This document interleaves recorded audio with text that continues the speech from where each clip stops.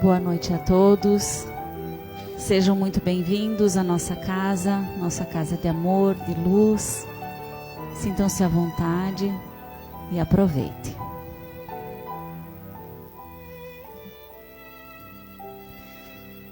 Vou começar a nossa noite com uma leitura do livro de Chico Xavier, Vinha de Luz. Esperança. A esperança é a luz do cristão. Nem todos conseguem, por enquanto, o voo sublime da fé.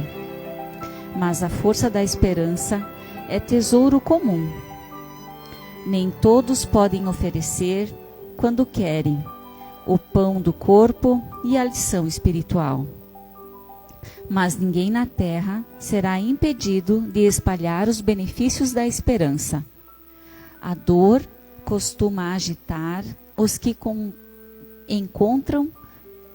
se encontram no vale da sombra da morte, onde o medo estabelece atritos e onde a aflição percebe o ranger dos dentes.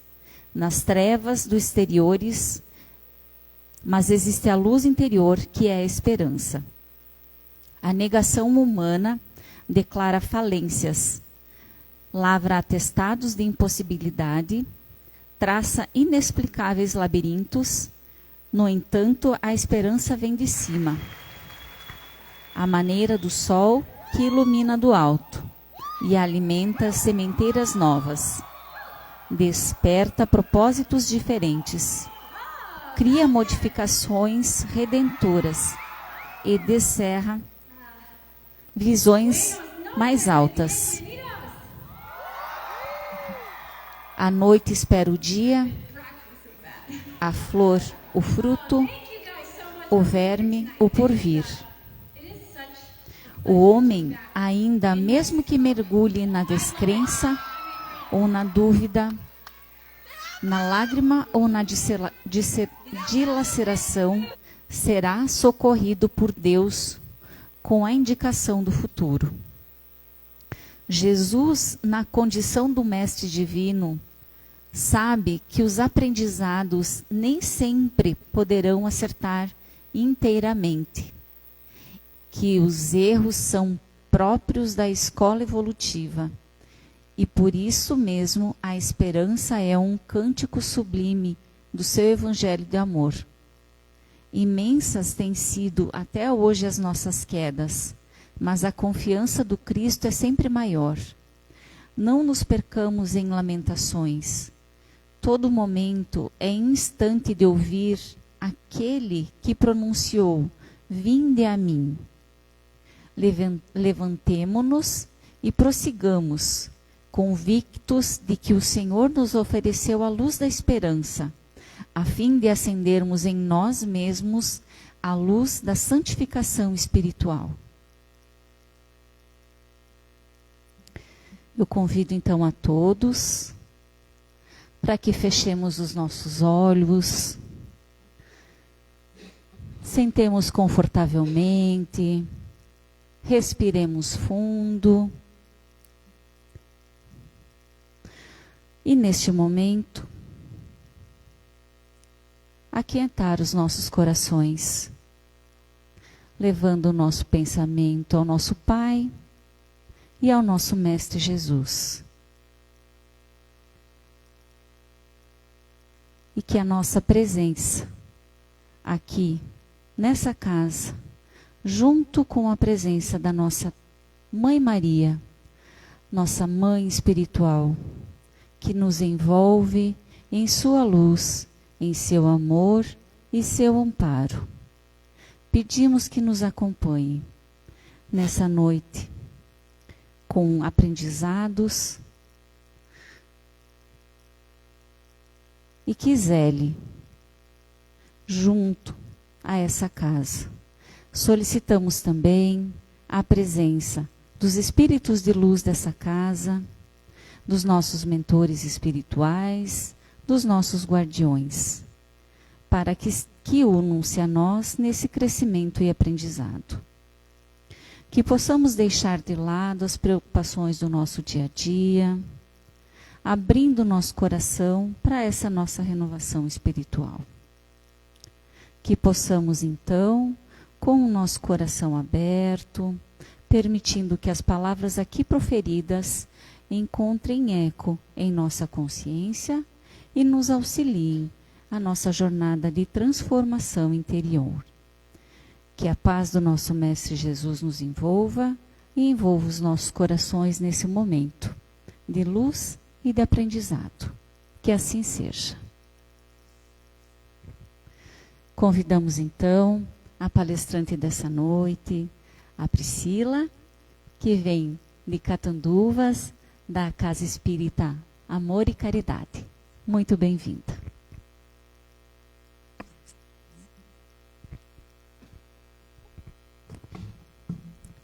Boa noite a todos. Uma alegria estar aqui novamente com vocês. Aqui. Agora sim? Acho que sim, né?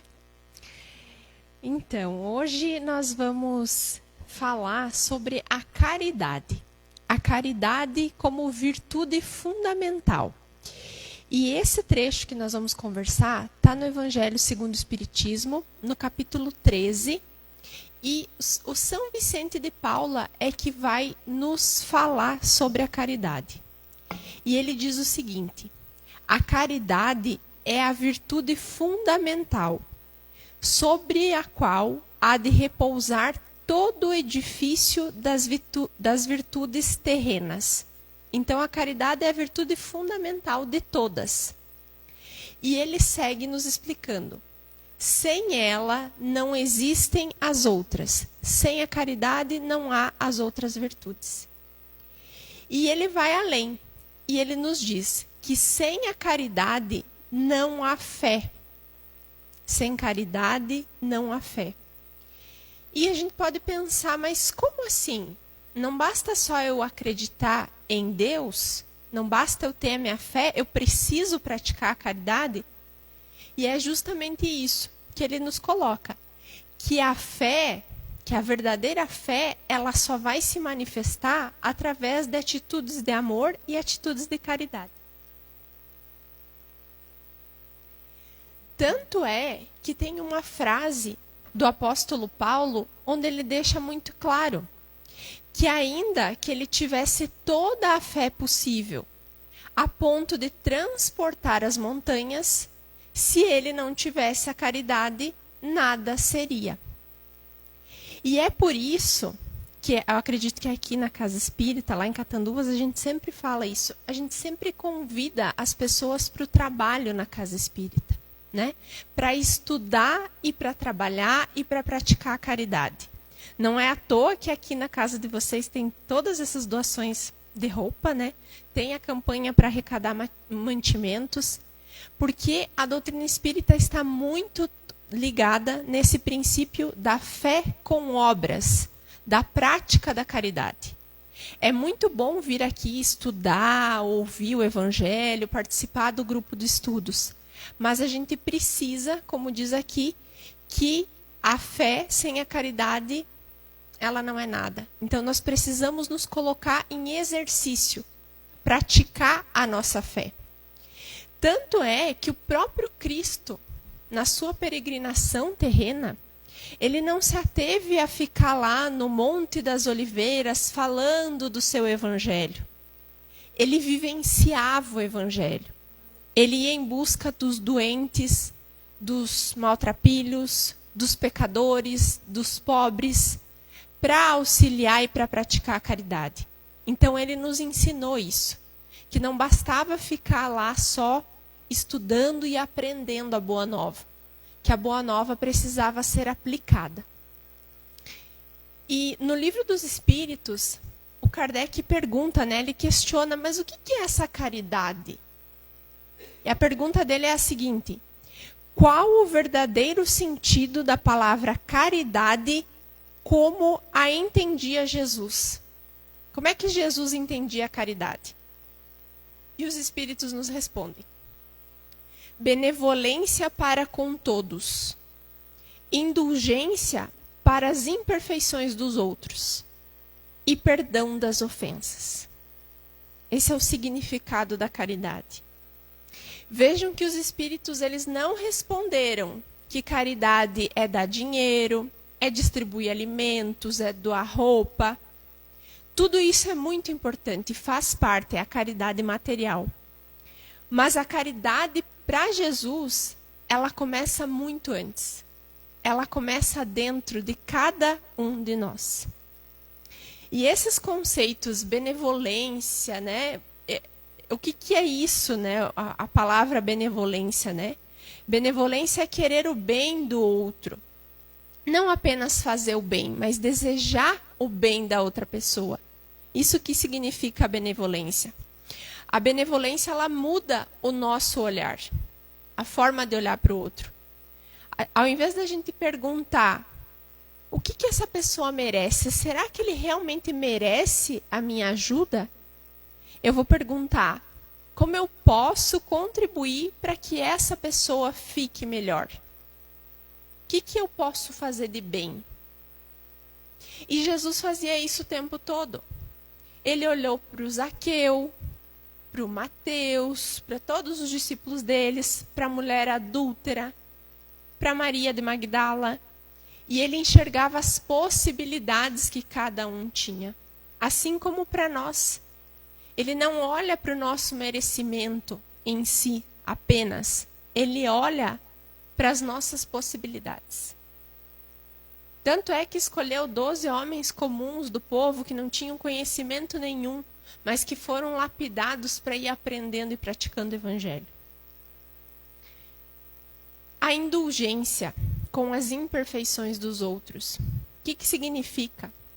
Significa compreender que todos nós estamos aprendendo, que todos nós erramos e que todos estamos aprendendo. Ser indulgente não é achar o erro certo, não é concordar com o erro, com o pecado. É entender que o nosso irmão, as pessoas que convivem conosco, elas também têm as dificuldades para vencer, assim como nós temos, né? A gente quer que o outro seja indulgente com nós, quer que entenda as nossas fragilidades, os nossos erros. Mas, por vezes, a gente não é indulgente com o outro. A gente cobra do outro a perfeição, mas a gente quer que o outro aceite os nossos erros.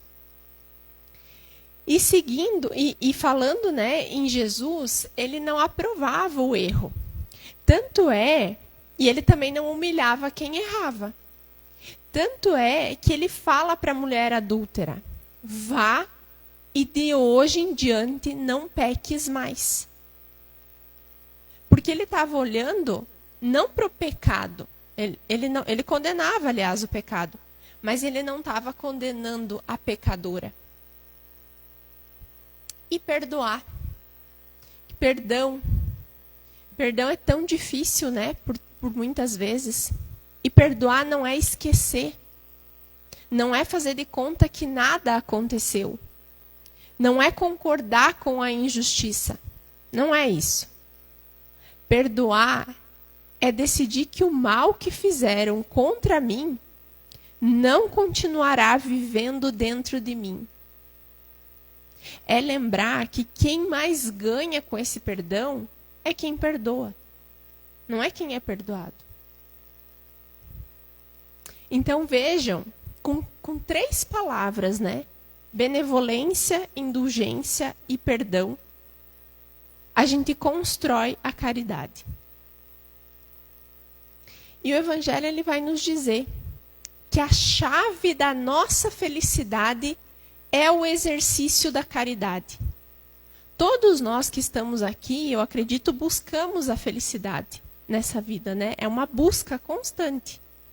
E a chave para isso, o Evangelho nos traz, é ser benevolente, indulgente e perdoar. A partir disso é que nós vamos alcançar a felicidade. E não é a felicidade só aqui terrena, é a nossa felicidade eterna, enquanto espíritos que estamos aqui vivendo uma passagem terrena. E o São Vicente ainda no Evangelho vai nos dizer, sede bons, amparai os vossos irmãos, deixai de lado a horrenda chaga do egoísmo. Cumprido esse dever, abrir-se-vos-á o caminho da felicidade. Além dessa passagem do Evangelho que nos fala que a chave da nossa felicidade é a caridade, Leon Denis, no livro Depois da Morte, ele vai nos dizer que o caminho para a felicidade, né, ele vai reforçar isso, da felicidade e da perfeição. Então, para chegarmos a um nível de espíritos perfeitos, que um dia nós vamos chegar nesse nível, nós precisamos praticar a caridade. Ele nos diz o seguinte: a perfeição do homem resume-se a duas palavras: caridade e verdade. A caridade é a virtude por excelência, pois sua essência é divina. Irradia sobre os mundos, reanima as almas como um olhar, como um sorriso do Eterno. Então a caridade é como se fosse um sorriso de Deus, a nos iluminar, a nos envolver. Percebam que o Leon Denis, ele não está dizendo aqui que Deus é o detentor da caridade. Ele vai mais além. Ele diz que a caridade emana do próprio Criador, do próprio Deus. Então, quando nós somos caridosos, nós estamos expressando o que há de divino em nós, Deus dentro de nós. Tem uma fala que diz assim: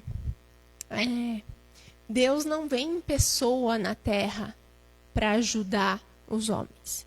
Ele usa cada um de nós como instrumento.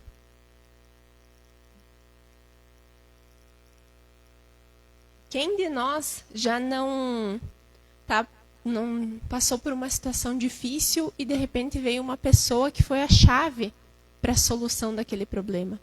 Ou um amigo que veio nos dar um abraço, trazer uma palavra de consolo. É uma forma que Deus usa para se manifestar e nos trazer o amparo, o auxílio. E a gente pode pensar assim: mas eu faço a caridade e parece que nada dá certo na minha vida. Eu vou lá, eu trabalho na casa espírita, eu ajudo e tal, mas nada dá certo, tem alguma coisa de errado comigo. Só que veja, o Leon Denis deixa bem claro nesse livro também que todo o bem que nós fizermos vai ficar gravado no livro fluídico, cujas páginas se expandem através do tempo, através do espaço, páginas luminosas onde se inscrevem os nossos atos, nossos sentimentos, nossos pensamentos. E esses créditos ser-nos-ão regiamente pagos nas existências futuras. Então, todo o bem que nós estamos plantando hoje, ele está ficando gravado. Alguém está vendo o bem que a gente está fazendo. A gente não precisa ostentar, né? A gente não precisa postar lá no Instagram tudo. Embora a gente deva, sim, divulgar as coisas boas. Mas alguém está vendo esse bem. Então, tem um livro fluídico onde está escrito lá tudo aquilo que está gravado, tudo aquilo que nós fizemos. E, por vezes, quando a gente faz o bem, a gente esquece. Né? A gente esquece, a gente fez o bem. E dali um tempo a gente encontra com aquela pessoa que a gente fez o bem, e a pessoa vem e diz assim: nossa, eu me lembro daquele dia que você me falou tal coisa. Eu me lembro daquele dia em que você me ajudou daquela forma. Às vezes a gente não lembra. Mas a pessoa que foi ajudada não esquece. E nós não esquecemos da ajuda que recebemos. Né? E tem uma frase que eu gosto muito, que é uma frase do Emmanuel, que diz o seguinte: o bem que praticardes em algum lugar é teu advogado em toda a parte. Então, o bem que a gente faz, ele vai, sei lá, o nosso defensor em qualquer lugar que a gente estiver. Está gravado em nós. É como se fosse pontinhos de luz ao nosso redor. O bem que a gente faz. Então está registrado, né? E às vezes para nós foi só uma palavra, foi só uma visita, foi só um abraço, mas para aquela pessoa que recebeu aquilo foi muito. Foi o abraço, foi a visita, foi o auxílio. Para aquela pessoa que estava passando fome, aquele pacotinho de arroz e de feijão fez a diferença, né? Para aquela pessoa que estava passando um dia extremamente difícil, sendo julgada. Imaginem lá aquela mulher que foi apedrejada, a mulher adúltera, sendo condenada por todos. E às vezes nós estamos sendo condenados por todos os que nos rodeiam. E alguém vem e estende a mão para nós. A gente não vai esquecer do auxílio dessa pessoa, né? E é engraçado, né? O quanto a gente começa a falar sobre caridade e pensar, e as coisas acontecem, né? Hoje de manhã, eu estava conversando com uma trabalhadora lá da nossa casa. Na verdade, ela auxilia nós no sábado com as crianças. A gente tem uma atividade lá de evangelização das crianças, né? E essa pessoa, ela não é espírita, mas ela queria ajudar. E ela encontrou o trabalho de evangelização e ela começou a nos auxiliar. Mas agora ela vai estar passando por um processo no trabalho dela e ela não vai mais conseguir ir. E aí ela me explicou, disse, não, ok, agradeci ela pela ajuda e tal. E ela me falou assim, eu agradeço muito, porque eu gosto muito desse trabalho, ela me disse. E me fez tão bem, porque eu era muito envergonhada. E eu comecei a trabalhar ali com as crianças e eu consegui me soltar e me fez tão bem, vai fazer bem para mim no meu trabalho. Então, veja, quem que está sendo beneficiado no fim das contas? São as crianças que estão sendo ajudadas? Sim, elas são beneficiadas. Mas nós que estamos ajudando somos os maiores beneficiários. E eu falo isso por mim. Hoje eu estou aqui na condição de vir aqui falar, mas eu não comecei assim.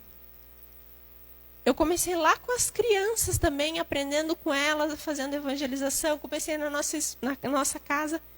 E é um processo, e nós somos os maiores beneficiados.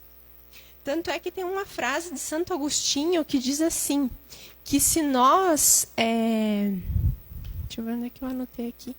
Que se soubéssemos... Onde é que tá? Se o homem soubesse as vantagens de ser bom, ele seria bom por egoísmo. Porque tem muita vantagem. Então, quando eu pratico a caridade, a modificação, a mudança de ambos os lados, de dois espíritos, de quem doa, de quem pratica e de quem recebe. É uma via de mão dupla. Duas pessoas estão recebendo quando a caridade é praticada. E falando em transformação pela caridade, eu ouvi uma história um tempo atrás do Chico, um caso do Chico, e o Chico tem casos incríveis, assim, tem livros de casos do Chico. E tem um caso dele que é muito interessante. Em 1928, imagina, quase 100 anos atrás, um homem cego, ele sofreu um grave acidente em Pedro Leopoldo. E levaram esse homem para o Chico. E aí o Chico começou a acolher esse homem e começou a cuidar. Só que o Chico trabalhava durante o dia e só tinha a noite para cuidar do cego. E aí o que ele fez? Ele anunciou no jornal que ele precisava de alguém para cuidar do cego. Precisava de ajuda, né? E não aparecia ninguém, não aparecia ninguém. Até que apareceram duas prostitutas. Se colocaram à disposição de cuidar do cego. Então, como elas trabalhavam à noite, elas tinham o dia para cuidar do cego. E o Chico prontamente recebeu, e aquelas mulheres passaram a cuidar desse cego durante o dia. Quando o Chico chegava no final da tarde, ele sentava com o cego e as prostitutas e fazia uma oração. Todo dia eles faziam uma oração. E foram passando os dias, o cego foi se recuperando, e aí, eles iam seguir com a vida dele. E eles se reuniram numa última vez para fazer uma oração. Quando o Chico terminou a oração de agradecimento, os 4 estavam chorando, emocionados com aquela oração. Imagina, gente, você está fazendo uma oração junto com o Chico Xavier, né? Só estar perto daquele homem já se emocionava. Imagina ouvir uma oração dele. E aí, quando o Chico terminou, as mulheres disseram assim: Chico, a prece modificou a nossa vida. A gente vai embora para Belo Horizonte. Nós vamos trabalhar de verdade. Vamos abandonar essa vida. E aí elas foram. Uma delas conseguiu emprego em uma tinturaria.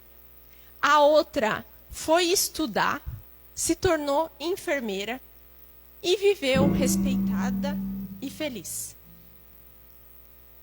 E aí eu pergunto para vocês, quem que estava sendo ajudado? O cego, as prostitutas ou todos eles? Quem praticou a caridade ali? Né? Então, a caridade ela transforma todos os que estão envolvidos. Quando eu falo essa mensagem e quando a gente ouve esses casos relacionados à caridade, a gente se sente feliz, não é verdade? O coração assim da gente parece que fica quentinho. E fica assim também quando a gente pratica a caridade. Eu tenho certeza que qualquer um de vocês que está aqui, que em algum momento praticou a caridade, se sentiu bem. E no Evangelho vai dizer assim: qual dentre vós não sentiu o coração pulsar de júbilo, de íntima alegria, a narrativa de um ato de bela dedicação, de uma obra verdadeiramente caridosa? Todos nós sentimos isso. Porque a caridade faz bem para quem recebe, faz bem para quem ouve falar da caridade, e faz mais bem ainda para quem pratica a caridade. E o Chico nos dizia, a caridade é um exercício espiritual. É um exercício. Quem pratica o bem, coloca em movimento as forças da alma. E ele fala, o Chico Xavier fala o seguinte, gente. Na caridade, eu sempre encontrei mais conforto para mim do que o possível conforto que eu pudesse ter proporcionado para alguém. Mais confortado ele ficou do que a pessoa que recebeu. E aí, tem uma mensagem dele, isso deixa claro que a gente sempre sai do trabalho, pelo menos quando eu estou trabalhando na casa espírita, eu sempre saio de lá bem melhor do que quando eu chego. E eu acredito que essa é a realidade. E é a realidade de vocês. Comecem a olhar para isso quando vocês praticam a caridade. Como vocês estavam e como vocês ficam depois de praticar a caridade. E tem uma mensagem do Chico que ele diz assim, doarás alimento e remédio, reconforto e carinho aos que jazem as algemas da angústia. Mas, em troca, todos eles dar-te-ão coragem e esperança,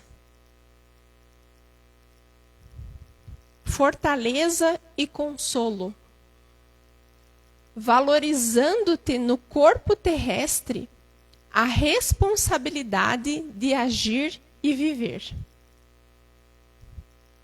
E essa parte é muito bonita. Ele diz assim: deixarás a tenda dos tristes, diminuindo a própria tristeza. Deixará os cegos, louvando os próprios olhos.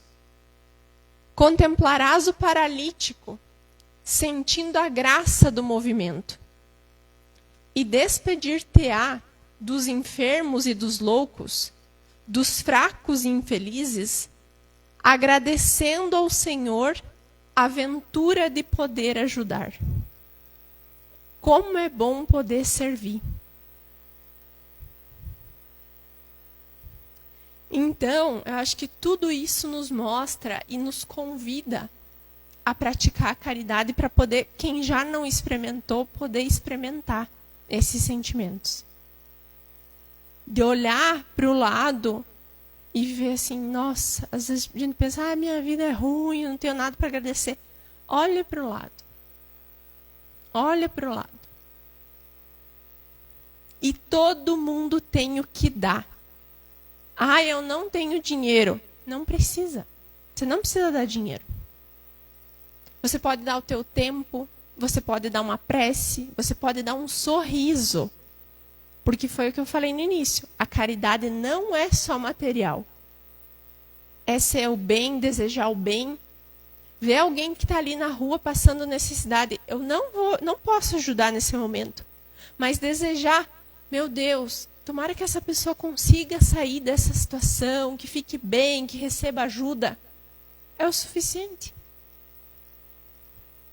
É o suficiente.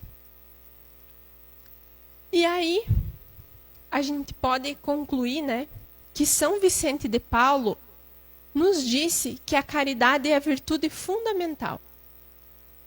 Kardec nos explicou que ela se traduz em benevolência, em indulgência e em perdão.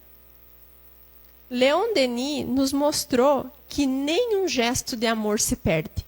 Nenhum gesto de caridade que a gente praticar vai ficar perdido.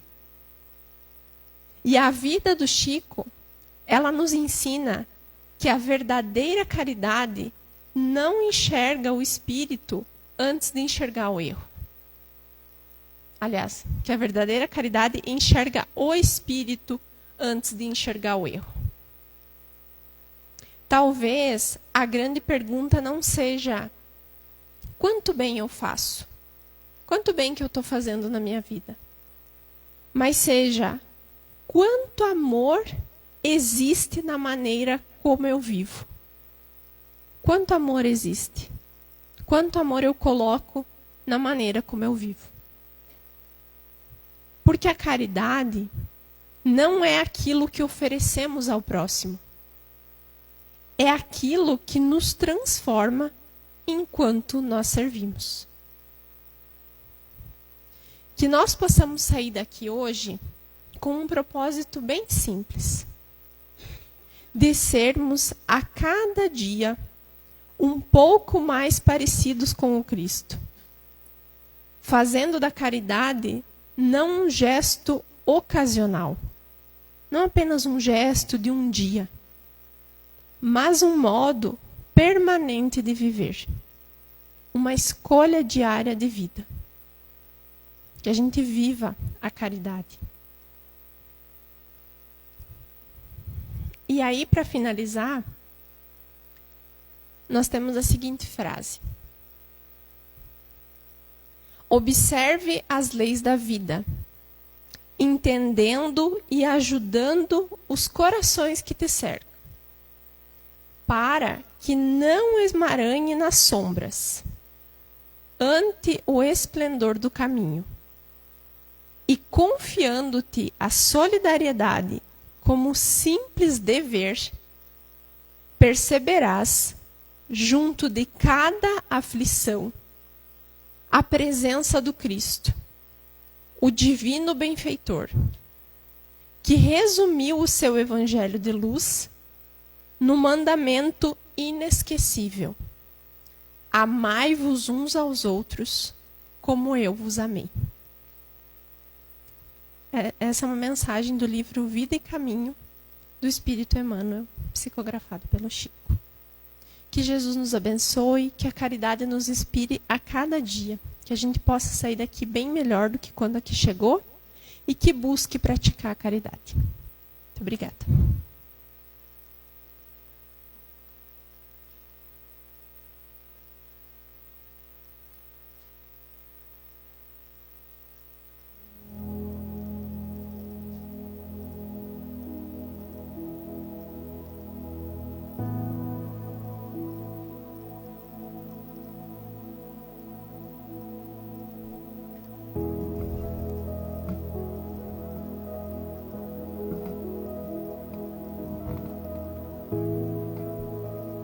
Muito obrigada. Então agora nós vamos passar para o nosso passe coletivo.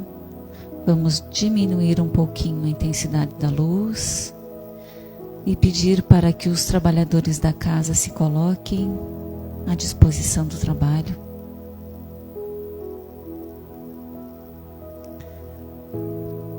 Que possamos fechar os nossos olhos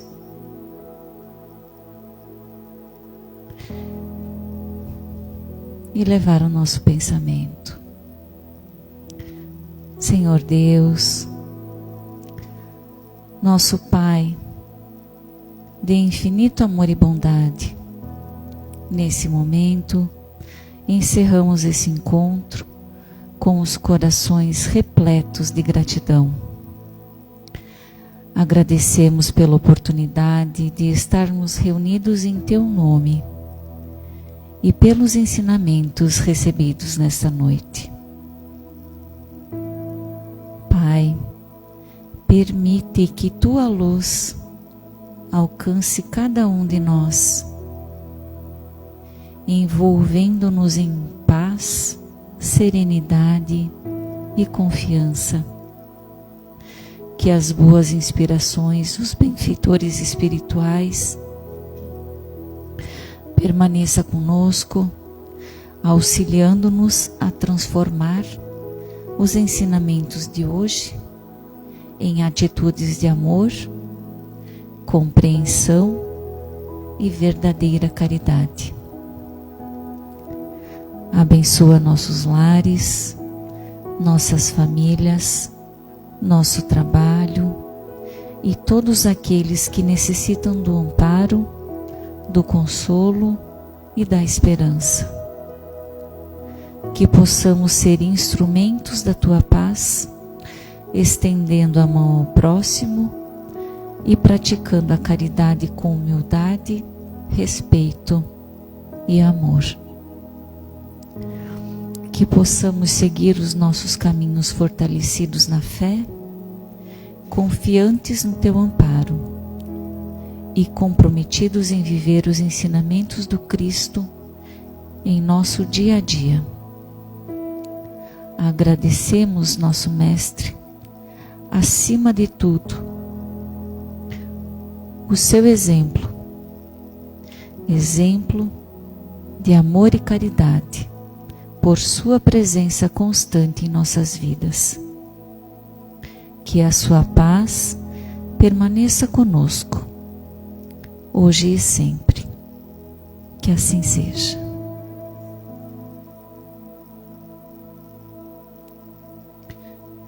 Que podemos voltar aos nossos lares, melhores que aqui chegamos, que sigam no amor de Jesus. Boa noite.